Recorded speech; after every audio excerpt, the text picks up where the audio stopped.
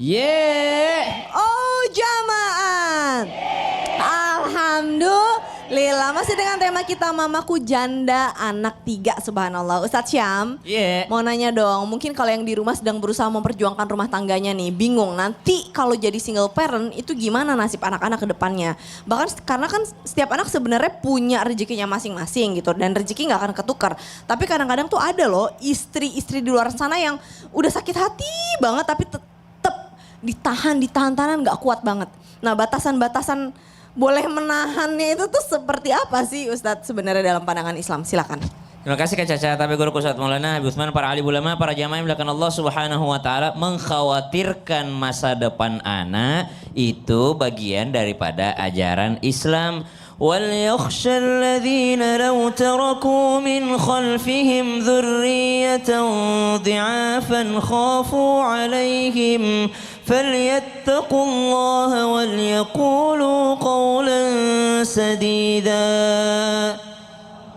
Hendaklah kita ini takut, khawatir akan apa? Akan meninggalkan keturunan yang lemah. Jadi jangankan menuju single parents, jadi orang tua utuh saja mesti ada kekhawatiran itu. Takut anakku nggak bisa ngaji, makanya ku cariin TPQ terbaik. Takut anakku nggak tahu sholat, makanya setiap hari ku bimbing sholat. Takut anakku kalau saya meninggal dunia nggak ngerti doain aku, makanya ku ajakin dia, ku ajarin ziarah kubur, baca tahlil, baca yasin, baca Al-Quran, baca tabarak, baca Al-Mulk. Khawatir akan dimeninggalkan anak, khawatir akan anak ini kekurangan pendidikan, khawatir anak ini kekurangan ilmu. Khawatir itu yang ada dalam Islam. Tapi kalau khawatir rizki itu dilarang dalam Al-Quran. وَلَا تَقْتُلُوا أَوْلَادَكُمْ مِنْ إِمْلَاقٍ.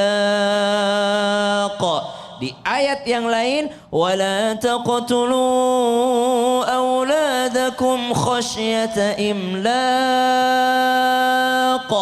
Jangan kau bunuh anakmu karena miskin, jangan kau bunuh anakmu karena takut miskin. Nahnu narzuquhum wa iyyakum. Karena kamilah yang memberikan mereka rizki sebagaimana kami memberikan kalian rizki. Subhanallah. Jadi kalau urusan rizki tidak boleh khawatir, tapi kalau urusan iman, akidah, ibadah mesti khawatir sehingga bersungguh-sungguh dalam mendidiknya, bersungguh-sungguh khawatir kita meninggalkannya, khawatir tidak punya sosok ayah, khawatir tidak punya sosok ibu. Maka subhanallah, kekhawatiran ada yang boleh, ada yang tak boleh. Subhanallah.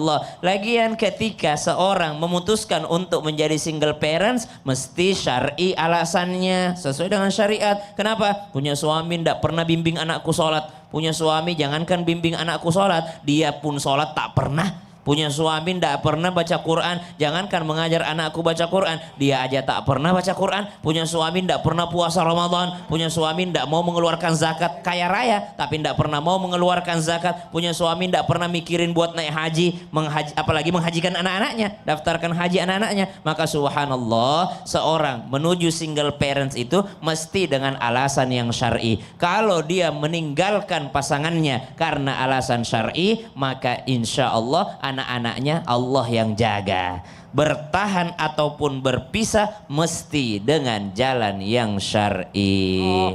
Tetap pertahankan. Kalau cuma bisikan-bisikan setan bikin kesel ya, namanya rumah tangga. Bertahan karena alasan syar'i, berpisah karena alasan syar'i. Kalau misalkan berpisahnya misalkan udah dipukulin, betul, itu udah kan KDRT ada tuh yang kayak gitu-gitu. Nafkahnya tidak pernah dijalankan, baik nafkah lahir ataupun nafkah batin, pendidikannya tidak pernah ada.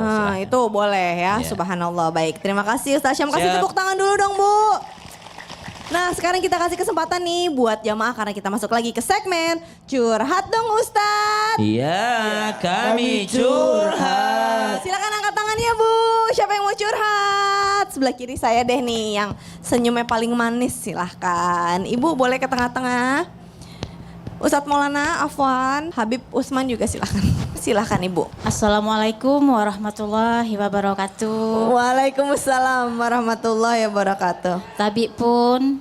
Ya pun. Saya bernama Herfi Muhandari dari Majelis Taklim Al-Hidayah, Talang Padang, Tanggamus, Lampung. Baik Ibu Herfi, mau Curhat apa nih? Curhat dong Ustadz. Iya Ibu.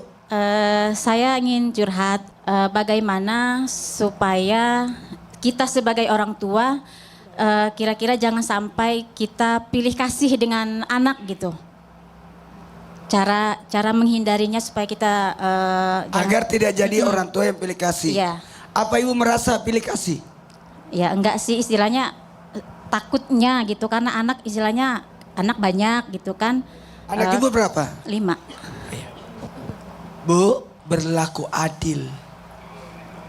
Tahu nggak adil? Menempatkan sesuatu pada tempatnya. Sama gak uang jajan anak? Sama nggak uang jajan anak sama nggak? Sama. Berarti Ibu tidak adil. Tidak adil. Sama belum tentu adil. Karena kebutuhan cewek jauh lebih banyak. Kebutuhan anak tertua tidak akan sama dengan anak yang SMP, SMA, SMP, SD, TK nggak mungkin sama. Jadi sebaiknya dipatok. Kalau SMA uang jajannya sekian, SMP uang jajannya sekian, SD uang jajannya sekian. Ada patokannya. Karena kita gini ya. Yang diharuskan itu berlaku adil. Saya ulangi, berlaku adil. Ustadz, aku pilih kasih, walaupun tidak akan mungkin seorang bisa menyamakan hatinya. Dari sekian 5 anak itu pasti ada yang ibu lebih sayang daripada yang lainnya. Pasti, tidak bisa dipungkiri. Dia sayang kepada yang bontot, kelihatan sih. Tapi anak pertama, 2, ketiga, keempat tidak boleh cemburu. Kan sekarang masanya. Sementara kamu kan dulu kan disayang juga waktu kecil.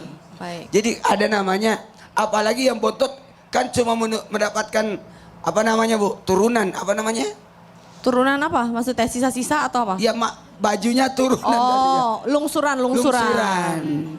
Ya lungsuran. Jadi yang tua jangan marah. Kamu itu semua serba baru. Adekmu itu bekas mainanmu, iya. lungsuran Iya. itu. Baik. Kasihan dia. Ya baik. Habib silahkan Habib. Ibu, anak perempuannya berapa? Anak perempuan saya 4, Anak laki-laki lakinya 1. Yang nomor 4 laki-laki 1, 2, 3 perempuan. Lebih sayang ke perempuan atau ke yang laki? Jujur Ibu. Kayaknya kayaknya hampir sama. Ini lebih sayangnya cowok Alhamdulillah. kan. Bismillahirrahmanirrahim. Allahumma shalli ala sayyidina Muhammad wa ala sayyidina Muhammad. Ingat, mendidik anak laki-laki berbeda dengan mendidik anak perempuan. Dan juga betul sampaikan Ustaz Maulana, memberikan kepada anak laki-laki rizkinya ataupun uangnya berbeda dengan anak perempuan. Karena perempuan lebih banyak membutuhkan. Dan tentunya adil tidak berlaku sama. Tetapi berusahalah untuk adil. Dan yang terpenting adalah orang tua tidak condong kepada salah satu daripada anaknya. Ketika dia condong terhadap salah satu daripada anaknya, maka tidak akan namanya kebaikan dan keberkahan dalamnya, berarti dia menzolimi salah satu di antara mereka. Oleh karena itu, orang tua yang adil, orang tua yang bijaksana adalah orang tua yang menyamakan semuanya dengan pendidikannya, dengan hartanya, dengan pola pengajarannya. Semua disamakan dengan sesuai daripada umurnya. SD waktunya SD, SMP waktunya SMP, SMA waktunya SMA, dan waktunya kuliah pun sama. Jadi dipersamakan antara semuanya sehingga apa? Menjadi kebaikan di dalamnya. Boleh jadi ruang ataupun jajannya berbeda antara anak SD dengan anak SMA. Gak mungkin anak SMA kita kasih 100.000, anak SD kita kasih 100.000, gak mungkin. Pasti ada perbedaan di antaranya. SD keperluannya mungkin hanya 20.000, SMA atau kuliah atau universitas bisa dikasih 50.000 ataupun 100.000. Jadi intinya apa? Maknanya adalah adil tidak berlaku sama, tapi adil adalah berusaha menempatkan sesuatu pada tempatnya dan berharap kita menjadi orang tua yang adil, orang tua yang diselamatkan oleh Allah dan Rasulnya, dan orang tua yang disayangi, dicintai oleh anak-anaknya. Yang terpenting jangan condong kepada salah satunya dan jangan melebihkan kepada salah satunya.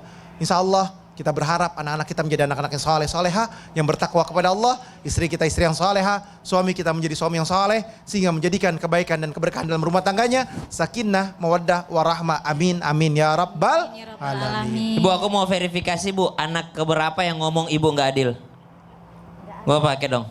Nggak ada sih, cuman saya ingin bertanya gitu. Iya. Takutnya Takutnya. suatu saat nanti Betul. saya nggak berlaku adil. Jadi nggak pada ada saat pemicu. Anak saya, Nggak ada pemicunya. Nggak ada. Ibu nggak ada tiba-tiba dengar ceramah, oh saya kayaknya ini. Pasti Nggak, ada pemicunya karena Bu. saya kan udah merasa menjadi orang tua, punya anak 5, takutnya nanti anak Baik. saya berumah tangga, Baik. kan begitu. Orang yang takut kena kotor mobilnya, motornya, bajunya ketika dia jalan, maka dialah menjadi orang yang paling hati-hati. Orang yang takut tidak adil kepada anaknya, insya Allah dialah yang akan berlaku adil. Justru rasa tersebut yang ibu butuhkan. Kalau ada orang tua takut tidak adil, maka dia akan berusaha adil. Tapi kalau ada orang tua tidak pernah takut tidak adil, maka dialah kadangkala semena-mena. Ada seorang istri takut tidak sempurna kepada suaminya, maka pasti dia berusaha jadi sempurna.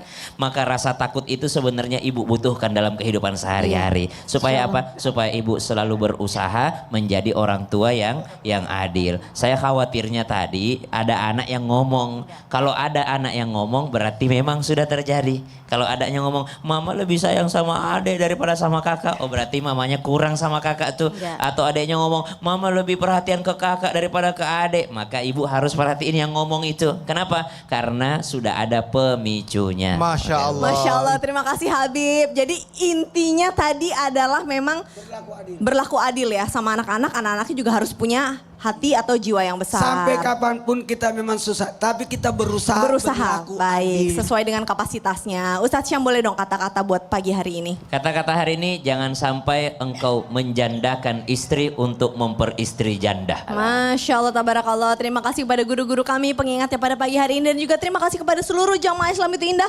Boleh tepuk tangan dong buat kita semua. Alhamdulillah, insya Allah kita semua bisa saling menjaga jiwa kita, hati kita, ketakwaan kita. Dan sekarang saatnya saya Caca Frederika beserta segenap tim yang bertugas mohon pamit undur diri. Mohon maaf apabila ada salah-salah kata. Insya Allah kita ketemu besok lagi tetap di jam yang sama. Wassalamualaikum warahmatullahi wabarakatuh.